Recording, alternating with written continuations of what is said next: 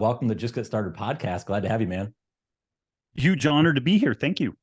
Yeah, this is exciting. I've been following your work for a lot of years, and I was like, this will be pretty neat to get you on the podcast because I always love to talk around fitness and nutrition and health and wellness. It's something I've tried to optimize in my life. Gosh, the last probably 4 or 5 years, with CrossFit that I do and trying to figure out like how do I actually get my body tweaked so I'm feeling the best. So I wanted to bring you on. I appreciate you coming and sharing some of your wisdom here from your years of doing this stuff, because I wanted to settle around healthy eating habits, the structure. One of the things when I talk with a lot of folks around anything around fitness and wellness, it's always I don't have time to eat healthy. I don't know what choices to make. There's too much information that's scattered on one side or the other. So I'm kind of curious to start, if we can. I'm going to start with this very broad question, and then we're going to go down the rabbit hole. What does a healthy diet consist of? Man, when you hear that, it can be a lot of things. Like, it can be different for different people. Some people tend to do better on kind of a vegan approach. Folks like me, I have a bunch of gut and autoimmune issues. Like, I have like 6 different autoimmune conditions and ulcerative colitis that nearly killed me 23 years ago. So healthy diet for me means pretty low carb, like pretty much ketogenic. I can't do any gluten. I even figured out that I'm reactive to dairy and eggs. Like, I'm like this horrible canary in the coal mine type thing. So, but because this is what I need to do to manage my health, does that mean that that is what good? Yeah, not necessarily. So it really can be quite a few different things depending on the scenario. But the commonalities that we find are just kind of minimally processed whole foods. Like, if it's something that our grandparents would have recognized as food, we're probably in at least the ballpark of where we're looking at. If we look to traditional cuisine, whether it's Greek or Italian or Mexican or Southern cooking or what have you, again, if we peel back the processed food invasion that has happened in our lives, if we go back 2 generations maybe of what traditional foods were, whatever culture you're from, we've got a damn good starting place. Like, this tended to be minimally processed, largely whole foods. Even in the situation of like desserts and stuff like that, usually those were intermittent. Like, my mom has this really crazy, it's so good, this cookbook from like the 1930s, and it's kind of it's recipes, but it's also for like the young new wife who's kind of getting going, being a homemaker and all this stuff. So it had a bunch of like advice in there. Right. And one of the questions that was in the book was, is it my husband wants a dessert every day? Is that okay? And the book said an emphatic no. And they were like, it is not okay. We're in this time of scarcity. Keep in mind, this thing was written during the Great Depression. Right. It's like, even if you have the resources to do that, that's gauche. Like, there are people who are hungry. Once a week, a dessert on Sundays with family is acceptable. And beyond that, then it's over the top.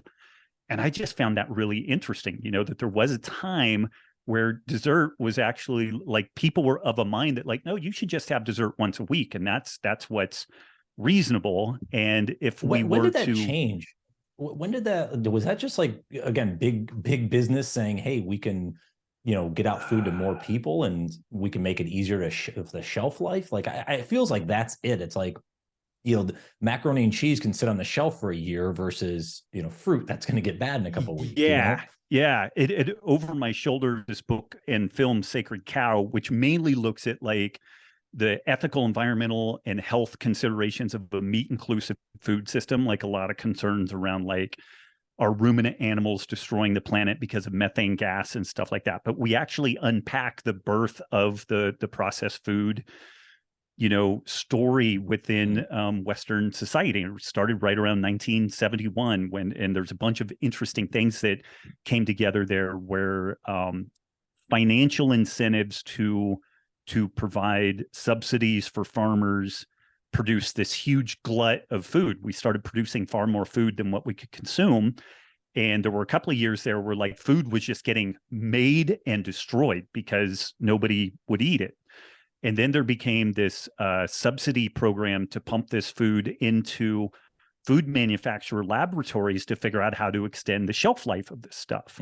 And right around this time, like we've known how to make high fructose corn syrup since the late 1800s, but it was right around this time that a cheap process was discovered for converting corn into high fructose corn syrup, which is amazing for enhancing shelf life. Like sugar, it actually minimizes food spoilage because it prevents mold growth and all this other kind of interesting stuff. And so there were a bunch of different things that kind of came together all at the same time. And when I was a kid, I'm almost 51 now, but when I was a kid, there was the 4 food groups. It was like, the meat and poultry group, there was a dairy group, a fruit and vegetable group, and then like a bread and grains group. And when you look at that, that was really a much more balanced approach than the thing that came after that, which was the food pyramid, which was like 12 servings of grains, then a bunch of fruit, then low-fat dairy, and then on the top was kind of like animal proteins. It was supposed to be eaten really sparingly, but it becomes a very refined, carb, top-heavy story.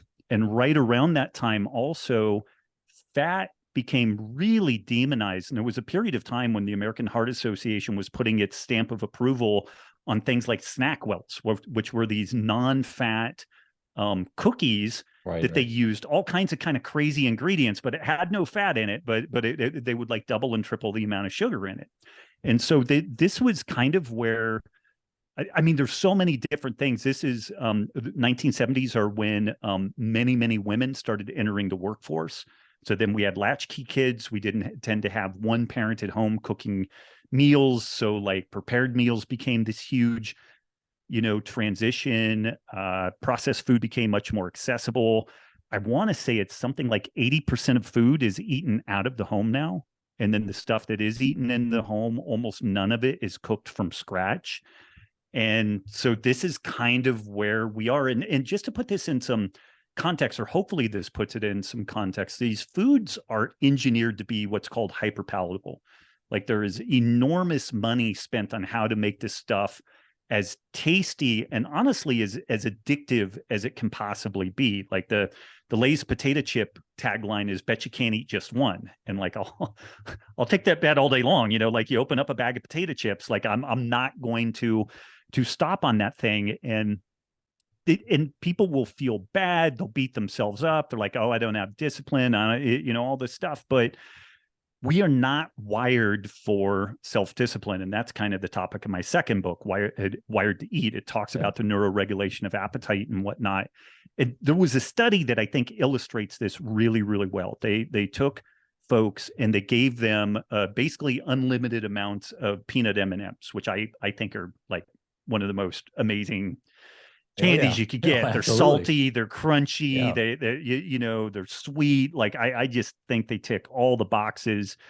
But they had 3 different scenarios for how people had access to these peanut M&Ms. One group of people, they had a bowl of peanut M&Ms on their desktop, like literally right in front of them. Another group of people, they had a drawer in their desk that they had to scoot back, open the drawer, reach into the bowl of M&Ms, and then they could eat them. And the other one, they had to walk across the office, and there was a central place where the M&Ms were located. And people would tease each other going there. And it was understood when you started walking across the office, everybody would start like catcalling and everything, because you're doing the walk of shame to go get the M&Ms. But simply shifting the M&Ms from the desktop to the drawer cut consumption in half. Moving it across the office cut consumption by 90%. So this proximity to good tasting processed food guarantees consumption. And this is one of these things that like in my books and when I've done seminars, when people are looking at making a change, like you really do need to kind of look at what you've got in the house, you have in the pantry, and make a decision around what is it that's going to wake you up and right before you go to bed. And you're going to be raiding the refrigerator, because people don't get up and eat chicken breast and broccoli before they go to bed. It's ice cream and chips and that sort of stuff. And I really make the recommendation that you just clean the house out. And if you want to have things like nachos or ice cream or things like that, go out to eat. eat it there. Don't have it in the house, because that proximity, we will never win that. Like we never win that battle.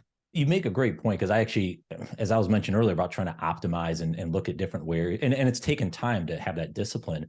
But people that come in my house, they laugh because they're like, Brian, you have no food in here. Like, because Right. I buy healthy every week. And when I say healthy, like it's a lot of, meat and fruit and, very minimal veggies, but we can get into that. Yep. But, it's almost no processed food. And having a 10-year-old, sometimes he always wants to snack. So I feel like I keep a few things just to whet his appetite at times, but Yep. there's no ice cream, there's no anything. But to your point, we like to go out every few weeks. There's a local, a homemade ice cream, spot nearby. Like I'll take them to every few weeks. Like, okay, but at least that's not in the house where I knew as a kid, oh my gosh, I used to probably go through that almost every day or every few days. So I think that is the big thing when you're creating new habits. James Clear talks a lot about this in Atomic Habits is, you got to remove that. Yeah. Remove it out of your way. If you make it difficult, you're going to have a better time to succeed. Yeah, it's we can set these speed bumps up both to help us and to hinder us. This is where, like, when you're trying to go start working out, say like I would say 50% of the time my wife and I work out at home, even though we're in Montana, the garage is cold. Like it's not the best location, but we're only 15 minutes to the gym. But like if it just snowed and I need to plow the driveway and you start layering these things on, it's like, okay, we're 45 minutes to an hour out from getting to the gym, and our whole workout is going to take us 30 to 40 minutes total. So we're like, okay, screw it. We're just going to put on a lot of clothes, wear some gloves, and we're going to go work out in the gym. So those speed bumps, we can use them both to help us, but we need to recognize when they're hindering us from getting something done. Like one additional, in online marketing, it's understood that every additional click that somebody makes when you're trying to sell somebody something cuts your conversion rates in half. 50% less buy-in. That's the marketing side of this. What we're trying to do is market people to do healthy activities. And so every additional click, whatever that is, whether it's getting your car and driving to the gym, or this is where, like, if you can go from work to the gym then home, it's much better than if you go home and you get sucked into home life and everything, and then have an expectation to make it to the gym. So anywhere that we can reduce that friction is going to produce benefit. And then the flip side is, like with food, if we can create some barriers between us and the food that we're trying to maybe make a once in a while thing instead of an everyday experience, instead of it being dessert every single, and it's not just every day now. Like, people turn dessert into like every meal. When you think about breakfast cereal, sugary coffee drinks at lunch, and on and on. It's like we have dessert like all day long. Yeah. Well, it's actually funny, more not haha, I guess, but just kind of interesting when you'll see someone and that'll say, "Oh yeah, I just had a big hard workout at the gym," and then they have that insert coffee with the pumpkin latte spices and the 30 grams of sugar, and I'm like, well, it's not maybe the best choice thereafter. But yeah, so I think going the choices and being, and this comes back to like meal prep. I think about, like, if you meal prep for the week, you're in a better chance to eat that healthier food because you've already put the time in and effort to actually make it. It's already prepared. It's easier versus if you're, well, I know a lot of folks work remote, like you and I probably do. It's, when you go out, or people that go into the office, same thing. It's like, oh, I might as well just go out to lunch. I'll grab something quick versus, and it's kind of more of an experience versus actually having the food and just eating it, and having that like input system of just making sure you have the right food, right? Would you agree with that? It's kind of the meal prep is maybe a route folks should look at, or? Absolutely. And I mean, I'm fortunate in that I work from home. We also homeschool my two girls, which is great. But it's kind of funny, like the day just disappears. We get up and we're out of the blocks pretty hard. And my wife and I finally, it took us a while. Neither one of us are like super organized. Neither one of us are like spreadsheet type people and everything. But we finally got down when we wrote up a weekly schedule of so like Taco Tuesday. We always have Taco Tuesday. I always do a pot roast in the winter on Wednesdays. because both girls go to jujitsu and go to swimming, and my wife and I have jujitsu earlier in the day, so it's a running and gunning day all day long. So I've got to have something already pre-queued. But then on other days, I have 2 or 3 options for those days. And I'll query people the day before, okay, do you want this, this, or this? And they're like, I want this. Then I take that stuff out of the freezer to thaw out so it's ready, because we are working with whole food generally. Even a potato, if I cut it up and dice it and make it into French fries, that still takes some time. Like it's not just like popping it in the microwave to make that happen. So it takes a little bit of planning. And then as many of those meals as I can, I try to make it so I've got, usually what I will do is cook a bunch for dinner, and then that will bleed over into at least lunch the next day to cover everybody. And then the next dinner will bleed into lunch the next day and all that type of stuff. But that pre-planning, when we don't do that, we just make terrible decisions, and it's stressful and not great. And again, this is operating from a scenario where I'm home most of the time, so like if you're out of the house coming and going, then you need even that next layer of preparation and planning, which doesn't come naturally to everybody. And this is where some of the meals delivered programs, even some of the frozen meals, if you make good decisions around like that, like there's some legitimately good options around that stuff now. I want to circle back and we can kind of tie this together with the meal prep and some of those things. But you said something earlier. So you're talking about obviously being able to, minimally processed whole foods, like those are some good choices. Obviously, we can go deeper into that.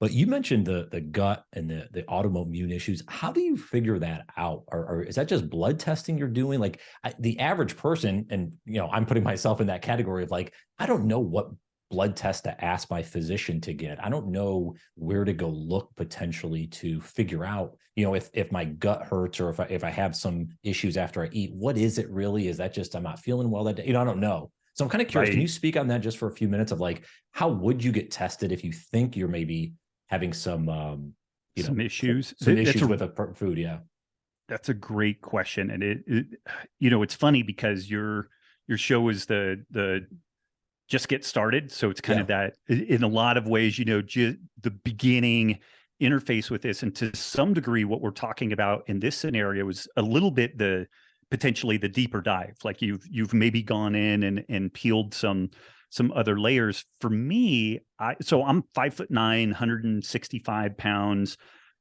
When I developed ulcerative colitis 23 years ago, I got down to 125 pounds because of malabsorption. Like I would eat food and it would just blast out of me the other end completely unchanged. And I was dying. Like my hair was falling out, my nails were splitting, I had horrible depression. And I figured out that I had a really profound gluten intolerance, a celiac disease. I'm pretty reactive to dairy. You mentioned the vegetable thing. It's taken me a long time to figure out, but like a green salad is not my friend. Like that thing causes me to run dashing to the bathroom and horrible things happen. Most of this I have figured out through trial and error, and people get in and look at things like irritable bowel syndrome, IBS, Crohn's disease, leaky gut, and you kind of get a list of symptoms. These things have kind of a list of symptomology with it.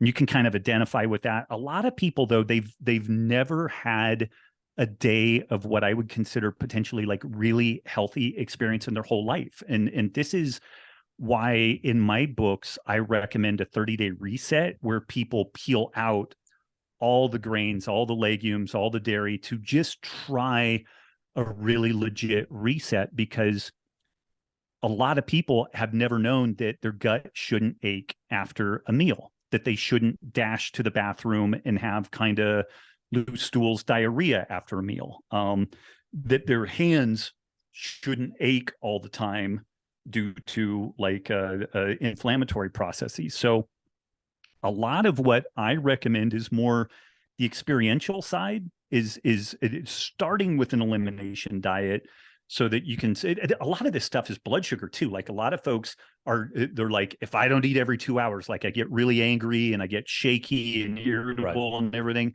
this is kind of a blood sugar dysregulation story. And usually those folks do better with kind of a lower carb diet. It's not that they need to go like full Atkins or full keto, but what they find is that they oftentimes do a lot better with lower carb or lower glycemic load, and maybe a little bit more fat from like avocados, nuts, olive oil, those sorts of things. But we can kind of look at different symptoms, and it's just so incredibly informative and powerful to have people do this elimination diet for about 30 days and just see what the difference is beginning and end.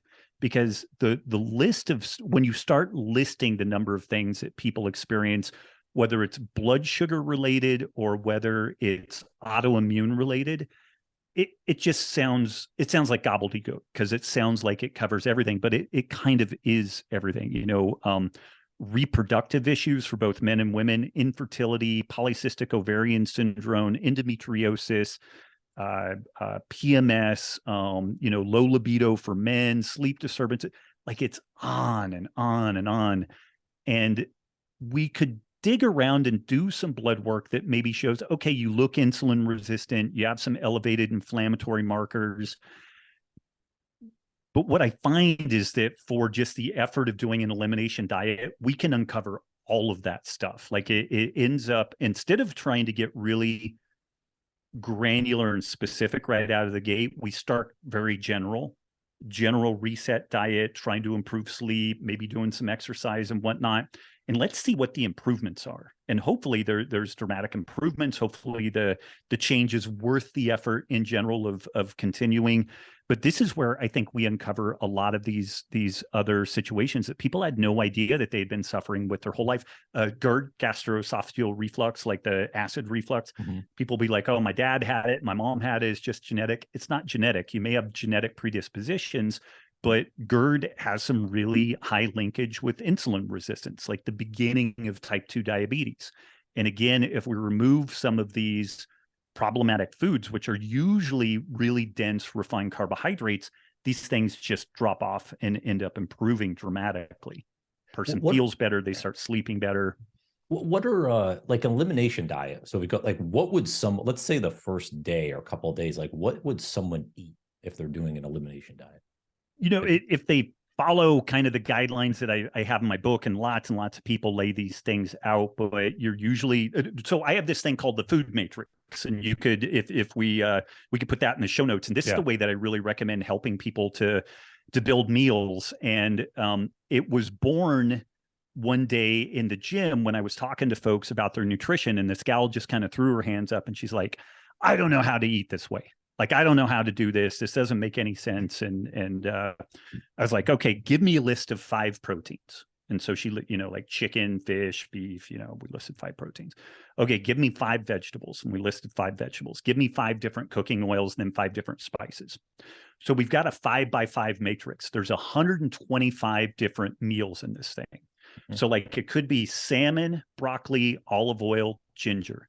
Salmon, broccoli, olive oil, garlic, salmon, broccoli, olive oil, cumin, you know, whatever. But there's all these different options there. And that's really where I start folks, with protein, veggies, fruit, maybe some nuts and seeds. But in the first 30 days, I really try to get people to pull out the wheat in particular, the dairy in particular, maybe corn also, maybe rice also.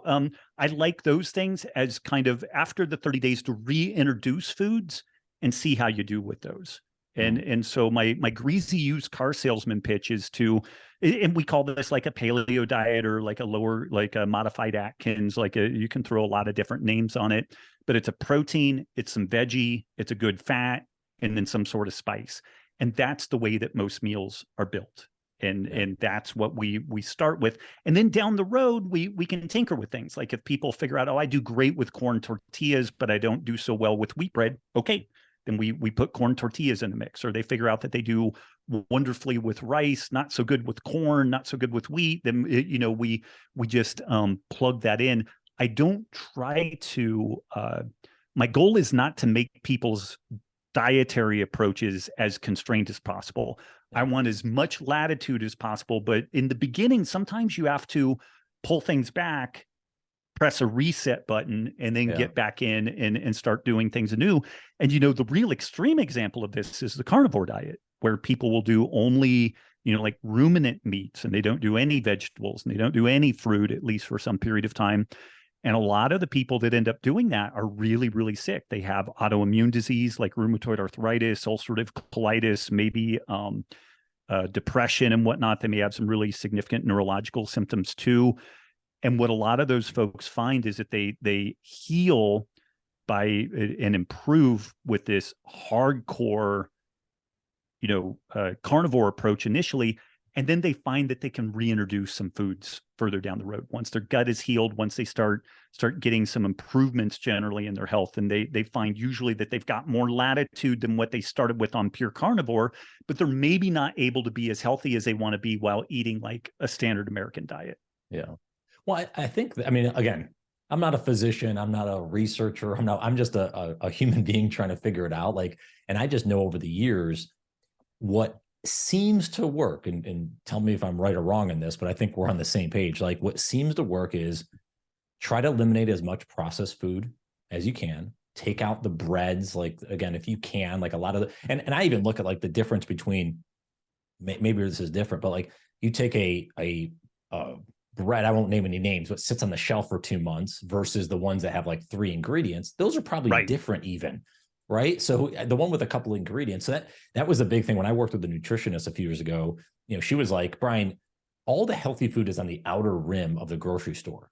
Like, if you just start trying to use the outer rim and don't go internally as much, you're going to find that you make better selections. So it's one of these things, like, over time, because I don't know what it is. I got hooked on watching Forks Over Knives 10 years ago. And, that got me on one path. And then I was pescatarian for 3 years. But again, as I learned more and expanded, now and I'm curious your thoughts on this as we're talking about, carnivore meat. I've been, doing a lot of stuff with the animal-based Paul Saladino and those type of things. And I've actually found the last 4.5 months doing it, I actually feel maybe the best I've felt in years.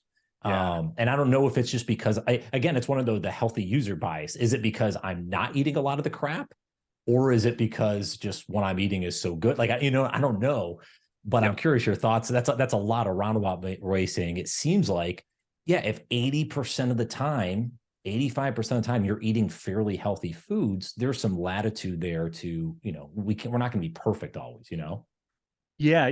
So the perfection thing, I think, is, one of the guarantees of ensuring failure, ironically. People will start a new program, they get a week into it, they've been eating off their meal plan, and then they end up at like the in-laws, and there's some meal that's off plan. They eat that meal, they beat themselves up, they're like, well, I failed, I didn't stay perfect to this thing, and then they just abandon the week or the month or the year that they've had on this thing, and versus recognizing that they're only one meal away from being back on plan.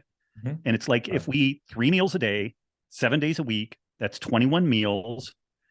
Ideally, we should be maybe 18 to 19 of those 21 meals on point. And 2 to 3 of those meals a week could be, some deviation. If we're on point 2 or 3 meals a week and we're off point, 18 meals, and we're just, it's bullshit. We're fooling ourselves. Right. But by and large, most of our meals should be something, again, that like our grandparents would more or less recognize this as like food and not dessert effectively. But that perfectionism is poison for success, long-term success. Like, if you miss one workout, okay, you miss the workout, do the next workout. If you didn't have great options at a meal, okay, you didn't have great options at one meal, but the previous 18 meals you were on point. High five yourself, and then just the next meal get back on point. So that perfectionism, people will purposefully set themselves up, and it looks like they're being really high-minded. They're like, I'm going to do this thing perfect. I'm an all or nothing type of person. It's like, that's bullshit. Like, are you, that degree of rigidity guarantees failure versus the person who's like, most of the time I'm good, but like, if I go out with some friends, I'm going to have the nachos, and I'm going to have a couple of drinks, and then I'm back on point with my stuff the next day. And that to me seems very reasonable. You know, people will Yeah. be like, oh, this is all so extreme and everything. It's like, well, I eat really good 18 of my meals so that I can go hang out with friends and family and kick my heels up 3 meals a week. That seems pretty reasonable to me. Yeah, that's You fair. know? That's a fair Yeah. trade-off there. Yeah. Yeah. It seems like it to me. Yeah. Well, when you're thinking about it again, we've been kind of trying. I'm trying to stay focused. I know I go off on so many tangents, but like on like focusing on like if someone could repeat a day, then they could do it the next day and so on and try to get close. So obviously we've talked about some of the different stuff folks can do. What about the time of day? You know, I was doing intermittent fasting for a few years, and again, with a lot of things I've been at least observing over the last probably year or so, it seems like I've actually noticed I do better when I do eat a little earlier now, 9, 10 a.m. in the morning because of, I mean, you could fact check me on this. Maybe I'm right or wrong, but around testosterone with protein and you know, how that actually gives you a better increase, if you will. So anyways, I've been toying around. Again, I know enough to be dangerous. I'm kind of curious your thoughts on time of day to eat and especially the end of night, when that last meal should happen for folks. Oh man, this is it's interesting. I wrote my first published article on intermittent fasting in 2005, and I was really excited and geeked out on it. And it went mainly out to like the CrossFit community because that's really the folks that I was serving at the time. And by 2006, I deeply regretted publishing that thing because like you already had people who were type A, over the top, overachievers, burning the candle at both ends.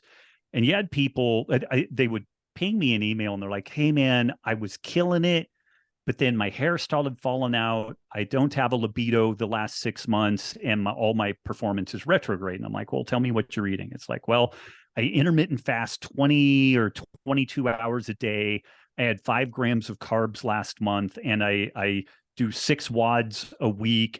But on my day off, I do hot yoga and a 15-mile ruck march with a 40-pound pack. And it's just like intermittent fasting is a stress. Carb restriction is a stress. Exercise is a stress. Any one of those things could be good, could be a great tool. But what people end up doing is they end up stacking them together and they're not additive, they're multiplicative, you know, so calorie restriction and intense exercise. If you've got 100 pounds of weight to lose, that's one thing because your body is cannibalizing the excess calories on your person. If you're relatively lean like we are, that's a disaster. Like your body is going to be in complete hibernation mode at that point because we are killing ourselves. So it's going to shut down our thyroid. It's going to shut down our sex hormones. So the different ways that people can tweak nutrition, you can weigh and measure your food, which is one, you know, basically calorie counting. And it works for some people, you know, like some folks are very successful with that. That's usually what we're told to do out of like the registered dietetic scene and maybe the If It Fits Your Macros crowd. The If It Fits Your Macros crowd are usually pretty savvy about the need for adequate protein, at least, so that like they understand that protein is really important for satiety. Another way to tackle things is the composition of the food. And what's really interesting about that is we always, the zone is maybe one of the only things where they're kind of trying to tell us to have kind of a balanced macronutrient ratio. And it works okay, but what are we always told to do? High carb, low fat, or higher fat, lower carb. And what that ends up doing is it ends up minimizing the amount of really hyper palatable foods. Like there are no good vegan nachos. There is no good vegan pizza. And the same is said of keto nachos and keto pizza. Like I've done pizzas where like I'll crisp meat and I'll put cheese and sauce on it and everything. And it's pretty good, but it's not pizza. I mean, it's just not. And so the composition of the food, the kind of food quality is another way of tackling this stuff. And it's usually either higher carb or lower carb are the kind of variables there. And I think that different folks will respond favorably to that depending on their individual situation. I will say that I think and Barry Sears and some other people have kind of alluded to this, probably about 25% of the population does better on kind of a higher carb, minimally processed, lower to moderate fat approach, kind of a bodybuilding approach. Mm-hmm. And I think about 75% of like westernized populations probably would benefit from some amount of carb capping, 100 grams a day, something like that. And they would probably do well with that. But then the other lever that we have is timing. And this is where like intermittent fasting can come in. And I like that as a tool, but I think it can be taken to extremes. And again, what I find is, again, it depends a little bit on the person. If you have a lot of weight to lose, that intermittent fasting, like maybe not eating until 1 p.m. is beneficial because it's a great calorie capping strategy. Mm. But once you get down to a pretty lean level, what I find is that people end up benefiting from maybe 3 meals a day, 2 meals and a snack, like that really protracted, fasting window can be problematic. And the best that I understand of like the total timing, it seems to be metabolically beneficial to eat more of our calories earlier in the day, more of our carbs earlier in the day.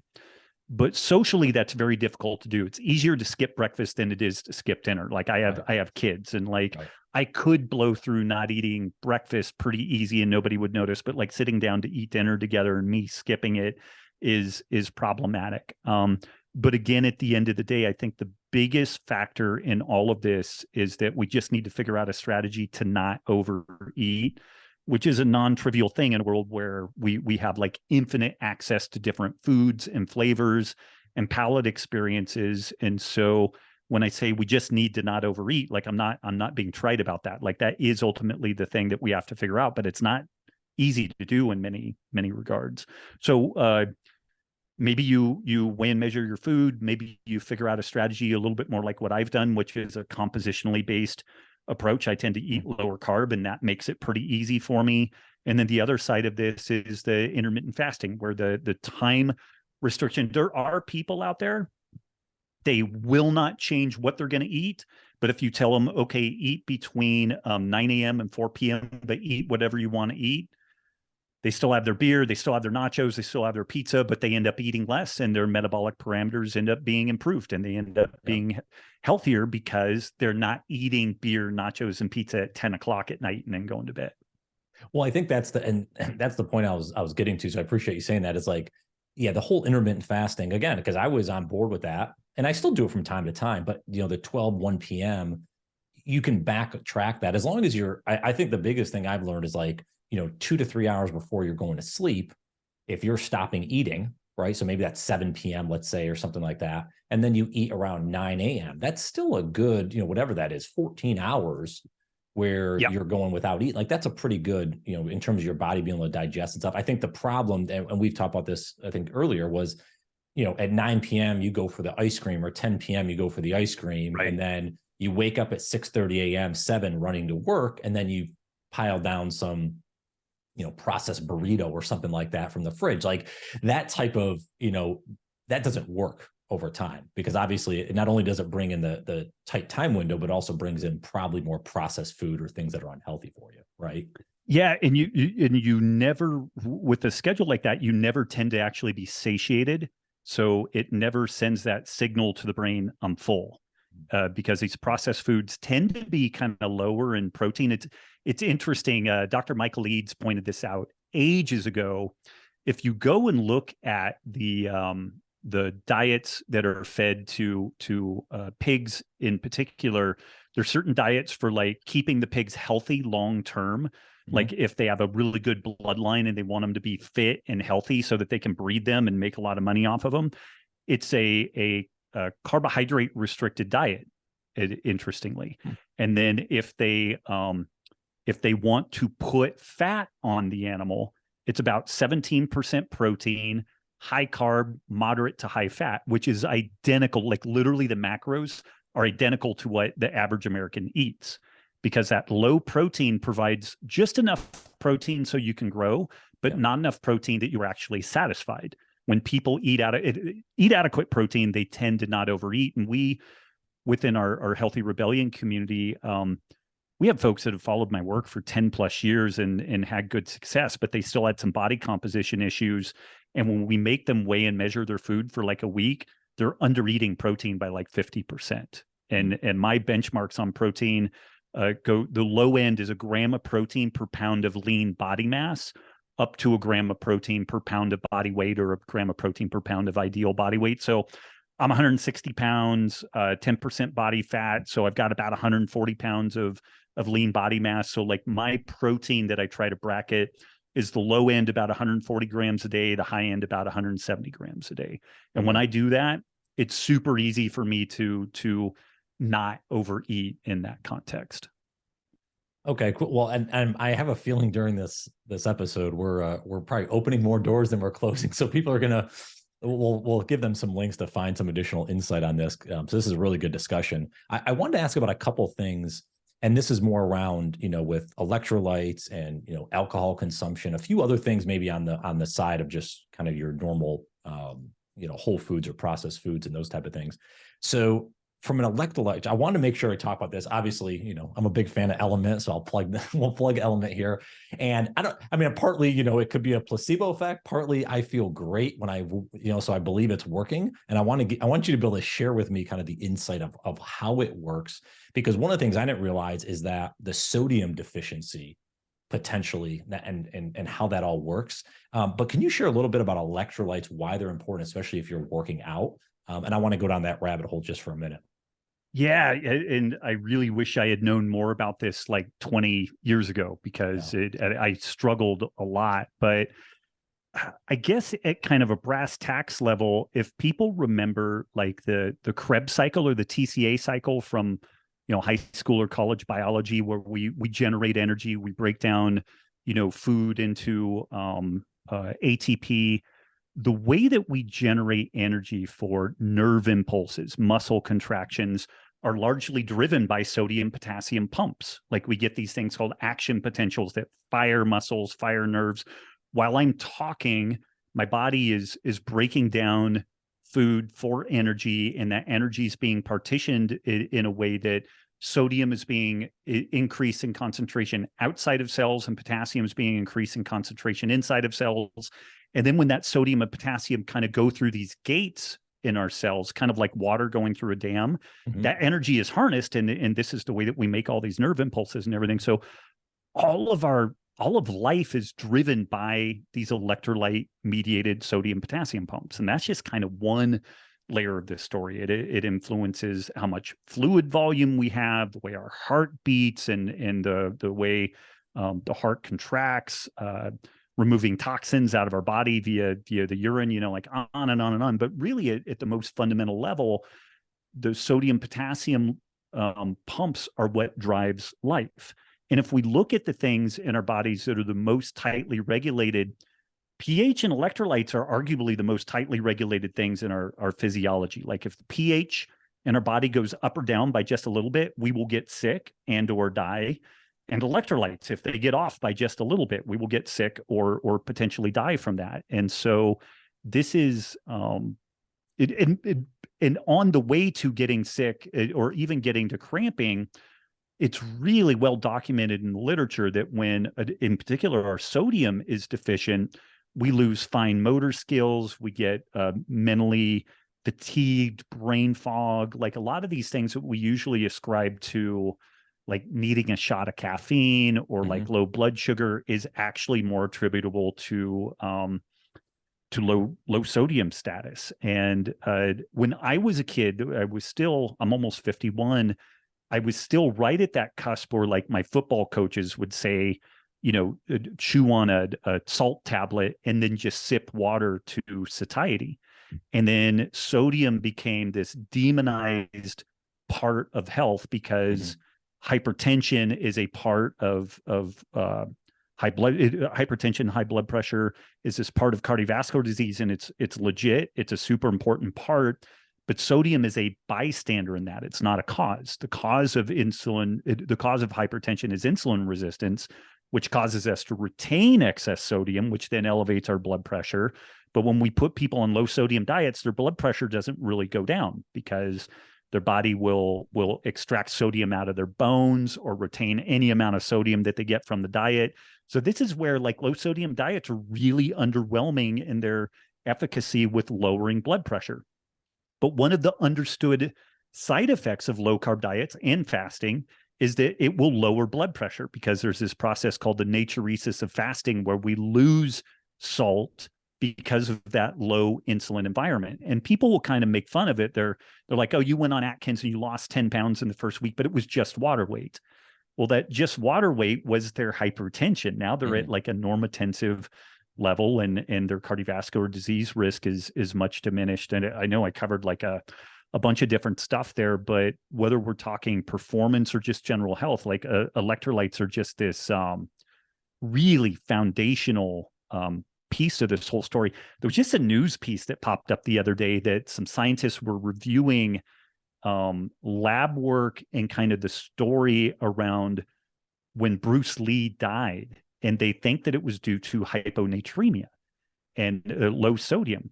And so he had gotten on this kick of eating almost no sodium and working out like crazy. And then he had a really bad headache, which people can get bad headaches from low sodium because they get cerebral edema. Instead of having adequate sodium to keep fluid in the right compartments in the body, and in particular in the brain, low sodium will allow edema to occur in the brain. And we don't know for sure because we can't do an autopsy on him now, but the autopsy that confirmed his death suggested cerebral edema was the cause. And one of the primary causes of cerebral edema is hyponatremia, low sodium status. So one of the icons of like fitness and martial arts and whatnot might have died because he got on this super low sodium kick combined with a super high activity level. Well, and one of the things I noticed, because you mentioned about like the brain fog and the cramps, I've actually noticed those have pretty much gone away the last, I mean, it's probably been maybe 4 months or so using Element. And I'd used some other electrolyte drinks and mixes in the past, but for whatever reason with Element, it seemed like, one, it tastes really good, but that's always helpful. But two is, because I'll actually drink it. I'll put at least 1 pouch a day, if not 2, but I'll be drinking it throughout the day. But I generally work out around lunchtime. So what I notice is, so if, kind of connect the dots, I'll eat somewhere around 9 to 10 a.m. I'm working, and it's a lighter meal. I'll work out around lunch, and I'm drinking the Element a little before, but then during. And like I said, that brain fog, that, as you talked about, the kind of drop that happens, I haven't noticed that. So I'm like, okay, it's working. I don't know why it's working, but because I don't know the science behind it. So I appreciate you sharing that a little bit. How does it work? I got into a discussion around Thanksgiving with some family around this. Is what happens? So if you're someone that's, let's say, fairly healthy, you work out a lot, we'll call you kind of one of the standard bearers of health. And then you have someone else that's not, that eats a lot of high sodium, maybe unhealthy foods. If they're using something like Element, does that matter? Would that be too much sodium for them? Or how does someone determine if it's at an unhealthy right level? dose. Is there a right dose? I don't know. Yeah, there is, and it's honestly one of the more difficult things to pin down, because there's a ton of different variables on it. How big is the person? What type of environment do they live in? Like we spent 2 years in Texas, and my electrolyte needs like doubled compared to what it was when we lived in Reno, which is high desert, cooler environment, like hot, humid in Texas, like pretty much year round. Like we had this narrow window of time, like January, February, where it was cold, but heat and humidity, physical activity can change things. There's a lot of different angles on this that I could take, but one of the realities is that 85% of the sodium that people consume is part of processed foods. So people are getting the bulk of their sodium via highly processed foods, which is not good. The processed foods tend to be easy to overeat. That tends to foster insulin resistance. When we're insulin resistant, we retain sodium, and then we end up in this hypertensive state.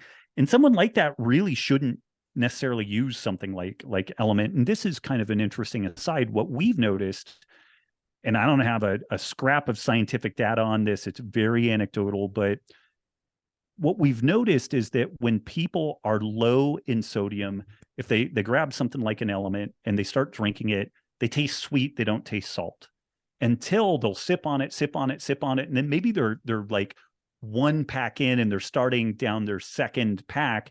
And then they're like, oh, that last one tasted pretty salty, and then they're done.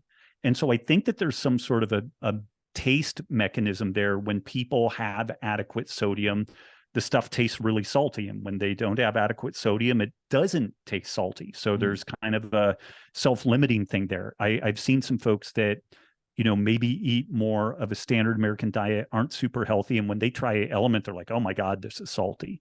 And I think those people, their thirst mechanism, taste mechanism around sodium is just telling them you don't necessarily need this stuff. Whereas somebody that is high motor output, maybe eating even a little bit on the lower carb side, but it doesn't have to be just, more minimally processed carbs.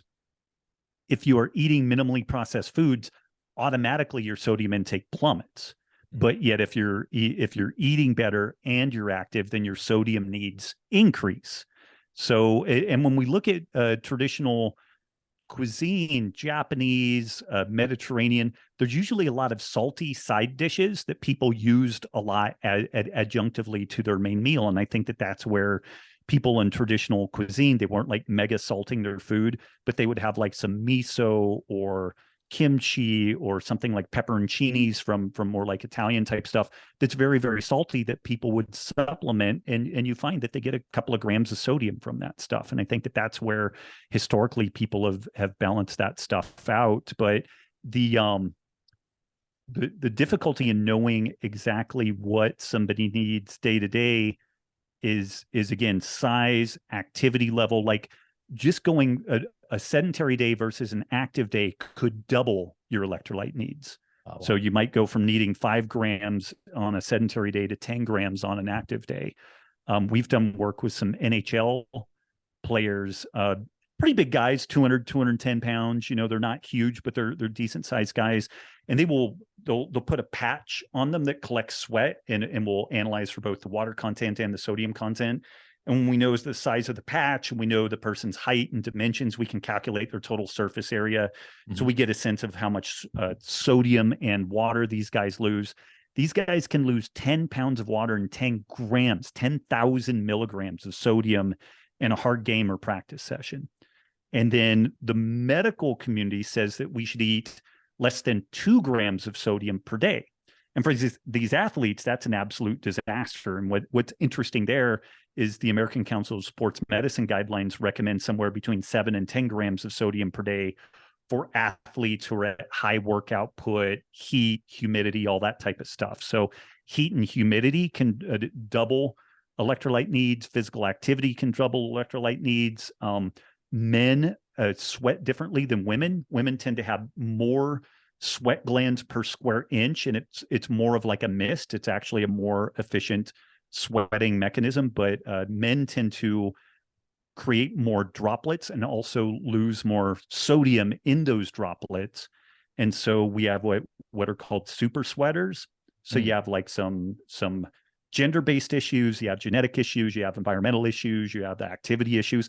So there's a lot of moving parts there, and the most accurate thing I have is just having people kind of go by taste and feel. Like if they're even pickle juice, it's interesting. If somebody is really low in sodium, if you have them grab some pickle juice and they'll swig it down, it tastes a little salty, but it mainly just tastes good because they're really desperately in need of that salt. And then if they keep working on it, they hit a point where they're like, oh, okay, that's enough. And they're done on it. And so I think that taste mechanism is a really underappreciated piece of this whole story. And I'm hoping to get some research on it at some point, like being able to look at long-term dietary intake of sodium, because moment-to-moment stuff doesn't tell us everything, because we can pull sodium out of our bones, but looking at also plasma levels of sodium relative to the way that people are perceiving the taste of sodium, and see if there's something real there. It's anecdotal and it seems compelling, but again, like we may be imagining things, but it seems pretty compelling thus far. One more question on the electrolytes, because obviously with Element, it's sodium, potassium, magnesium. So I take some magnesium at night. I've been testing this for a little while to try to calm me down. It seems like, again, it's working from Mhm. what I can tell. How does the magnesium work in the Element different than like what I would take at night? Is that the same? Is it a calming? Is it something different? I don't Me know.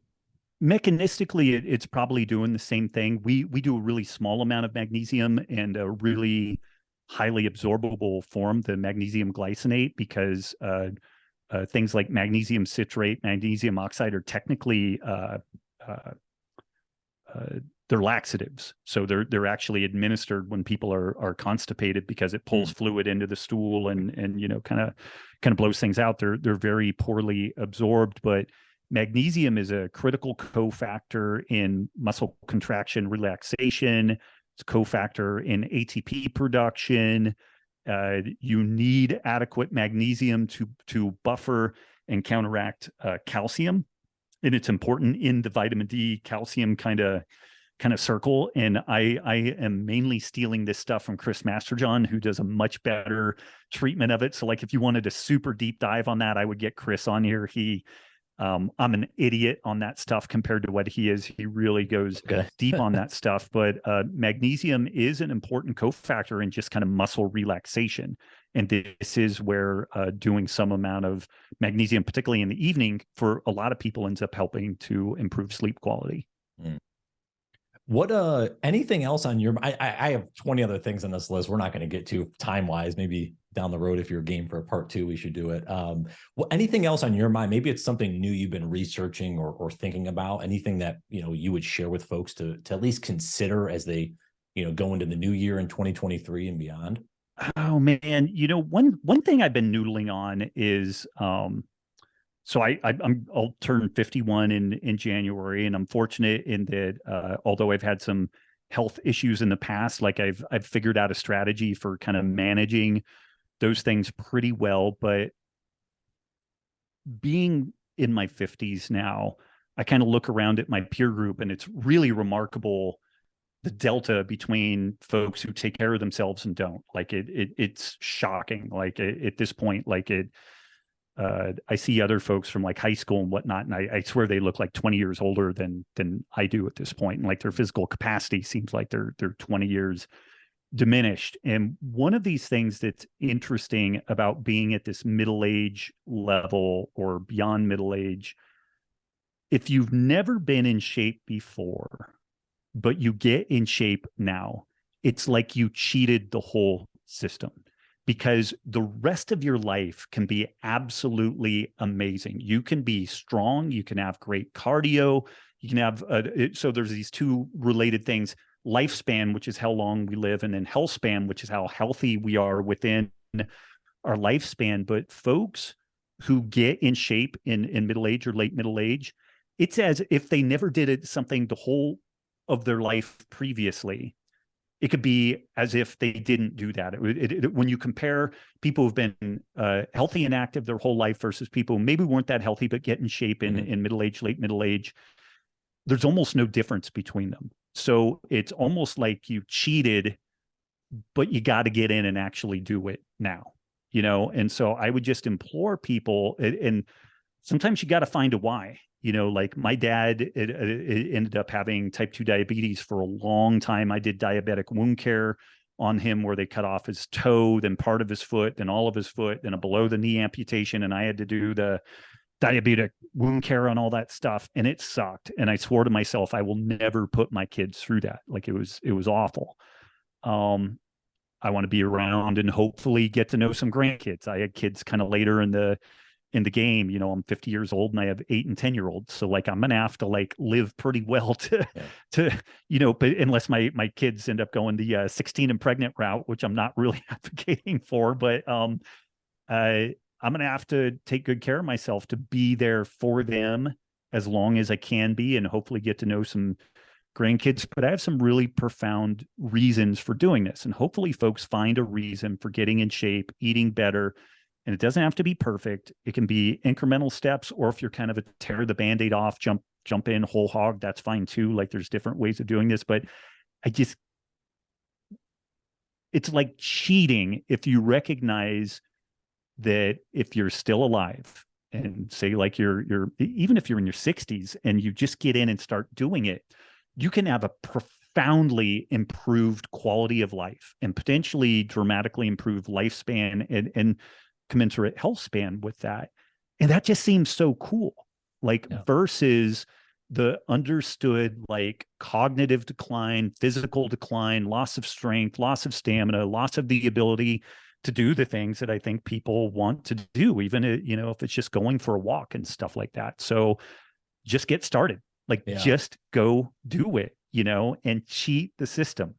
If you haven't been in shape, if you haven't eaten well before, just fucking do it now. And like, feel like a champion. Like I cheated everybody. All these people wore out their knees because they were youth athletes and they did this and they did that. You didn't do all that stuff, but now you can be this stud athlete if you want to, as you go into your later years, and you kind of like cheated the system. And I guess that's one of the things I've been noodling on of late when I look at the research on folks who are starting into diet and lifestyle changes maybe a little bit later in life, that they get these profound benefits, and there's almost no limit to the benefits that you get from the training. Like the more you invest, kind of the more you get out of it. Do some strength training, do some cardio, get outside, have community, eat better. And the like you said, there's a million different ways of eating better. Like we've touched on some different angles here, like do a month of vegan, do a month of paleo, see how you look, feel, and perform on both of them, see which one you like with that stuff. But just get in and get started and right off into the sunset and win this thing, Well, and you're right. And two quick points on that. One is what I've at least found is, like the action creates a better mood. So like folks are like, I don't feel like doing it or whatever. Well, actually getting out there and walking around the block, running, going to the gym, whatever it is, you will feel better. Your body's going to ultimately, yes, it will change physically, but also mentally. I find like when even today, like I'm going to go work out. I normally don't do Thursday workouts, but I'm going to go work out tonight. Cause I'm just feeling it. Like I got to get out of here and move. Right. And I know that's what's going to feel like for my body. And the second part is one of the things, and this is an excuse I used earlier on when I was younger, was like, well, I don't know enough. There's not, I'm not a doctor. There's a lot of, there's a lot of stuff I don't know. Well, now there's so much access to information, right? You think about, your podcast, we can name 20 podcasts around fitness and health and nutrition. There's videos, there's whatever. So the access to information is there, but as you mentioned earlier, it's simple, right? Whole foods, eliminate a lot of the processed foods, right? Be smarter about what you're putting in your body, but you don't have to be perfect with it. And if we do that, we're going to have some success, at least on the health front, Huge success. Peter Attia made this point in one of his podcasts. The biggest benefit is going from sedentary to just walking. Like that's almost the biggest benefit that you get out of all of this stuff. Like if you just walk a little bit, there's this massive benefit relative to just being sedentary. But as we age, we tend to lose muscle mass, lose cardiovascular capacity. And this is kind of like, if you think about like an investment account, like we squirrel money away because we want to retire and then we want to have enough money so that maybe hopefully we don't run out of money before we die, and maybe there's something there for our family and all that stuff. If you get in better shape, if you lift some weights, if you do a little bit of cardio, it doesn't take a lot, a couple of days a week, 30 minutes a whack. And like in this day and age, like I have a cold garage in Montana, but I have a nice TV in there. Yeah. And my wife and I, we have a rower, we have a assault bike, and then we have ropes, and we'll put on shows like Yellowstone or Stranger Things. And that's when we watch TV. We get up in the morning, and first thing out of the gate, we get a cup of coffee. We go out there and we do 30 to 60 minutes of cardio and watch the shows that we want to watch. And we both enjoy that. It gets us, launched out of the gate. But what it's really doing is it's building an expense account, a retirement account, so that as I age, I'm going to lose some of that, but I'm going to lose it at a slower rate. One, I'm going to start with more, and I'm going to lose it at a slower rate than if I was completely sedentary. And the bastard of what happens when people are sedentary is you don't notice it until it whittles into your activities of daily living. Yeah. The set of stairs that you have gone up and down 30 years, the day that you have lost the cardiovascular capacity to go up it without stopping, you're in deep trouble then. Like, you can still get after it, you can still bring it back, but you had years, you had decades potentially that you could have been buffering against that you could have been forestalling that decline and have more in your expense account so that you can live better. Yeah. Yeah. And it's not like, I know where Peter talks a lot about, it's not just, it's not like you're going to do like, whatever, bar muscle ups or something when you're 70, but like to actually be able to not fall and break your hip, just to be able to be stable. Like those type of things is why you want to build strength and why you want to stay in shape, and just for general life purposes, Absolutely. But I know that's a big thing that he talks about a lot. So, yep. Rob, man, I could talk to you for hours here. This is awesome. Last thing, where's the best place online? Where do you hang out the most? Where can folks say hi to you? I do a lot of writing for Element, so drinkelement.com. We have a great blog over there, and I do a lot of writing for that. And then robwolf.com is kind of where you can find books, my podcast, the Healthy Rebellion Radio. And if folks want to check out some things like Sacred Cow, like one of my real passions is this regenerative ag scene. And we have both the book and film called Sacred Cow. So if you have some questions around the environmental, ethical, and health considerations of a meat inclusive food system, we really go deep on that stuff. And I super encourage people to check that out, because I know that is a big deal. Like climate change and health and food access are really hot topics right now. And there are some folks that are pretty emphatic that, say like grazing animals are the most dangerous and deleterious thing to our world. Maybe they're right, but maybe they're wrong. And if they're wrong, they're steering us down this very dangerous path. And if we want to do something good around climate change, we need good information. And I think the information that's being peddled is terrible and myopic. And I'll kind of leave it at that. Like that's I totally agree. Other huge topic. Yeah, I would love to talk. Actually, it's funny. I have a note here. I was going to ask you about Will Harris. I know he was on Joe Rogan recently with White Oak Farms, and kind of your thoughts around that, because that's what I believe too. I'm kind of a believer in the regenerative farming. I think that's something we have to, think about going forward. So that might be a whole.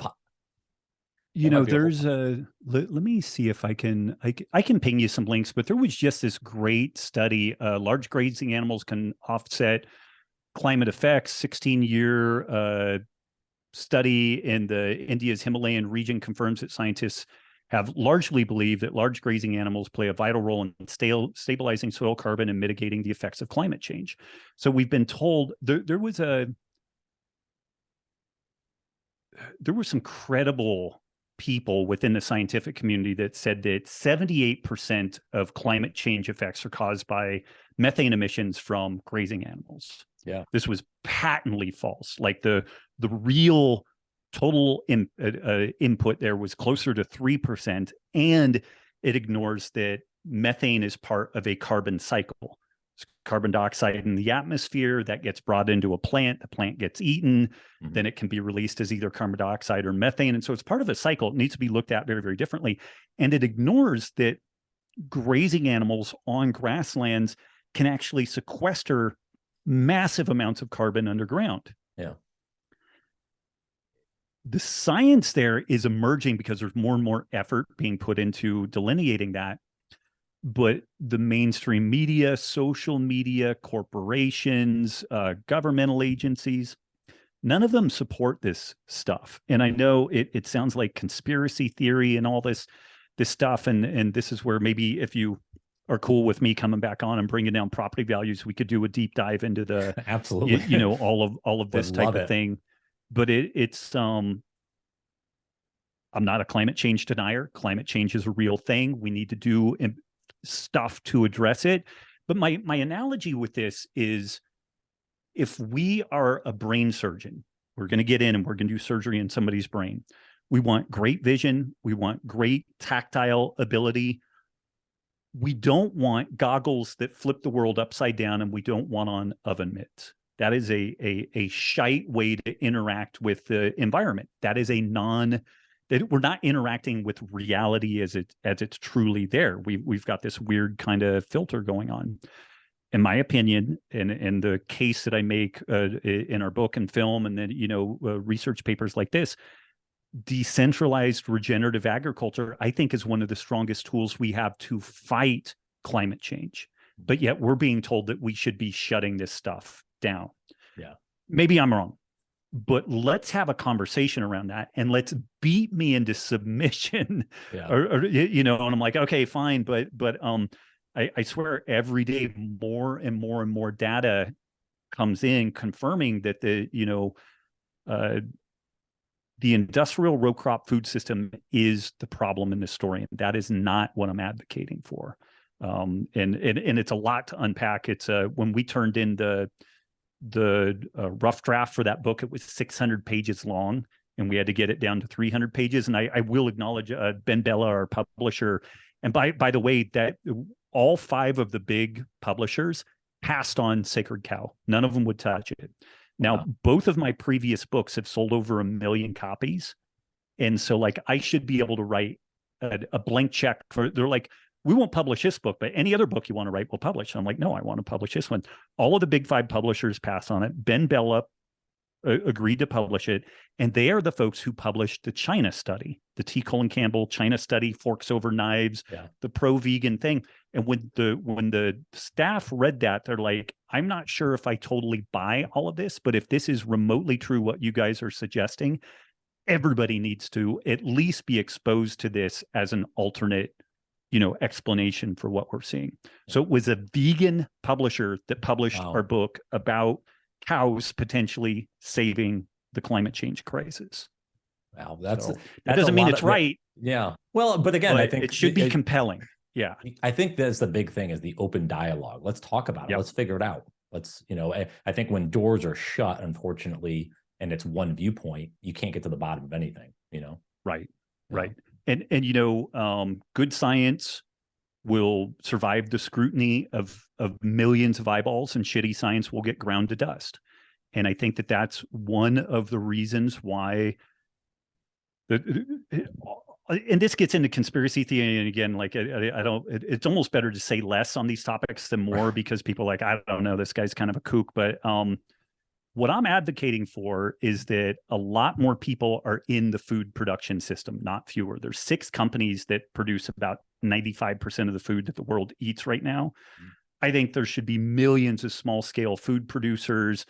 And I think that those food producers should be tied in with Costco and Walmart, and we should be buying more of our local food locally, but at convenient to reach locations. The way that our food system is set up right now, like beef that is raised in the middle of America, is shipped to Colorado to be processed, and then it's shipped to New York to be sold, while there are New York farmers and ranchers that their stuff is, it's crazy. It is an absolutely backwards and broken system. There's a lot of nuance and a lot of important stuff that needs to be dug into it. So again, if you're willing for me to bring down property values and talk about that stuff, I'm super passionate about it. This will probably be the thing that I spend the next 20 years of my life fighting for, is to have this conversation around regenerative ag. No, we're going to do it. 2023. Let's do it. I'm going to mark you down. We'll set it up. But cool. Robb, this was awesome, man. I certainly appreciate it. And thank you so much for joining the podcast. I know I'm assuming a lot of folks got a lot out of this episode. Thank you.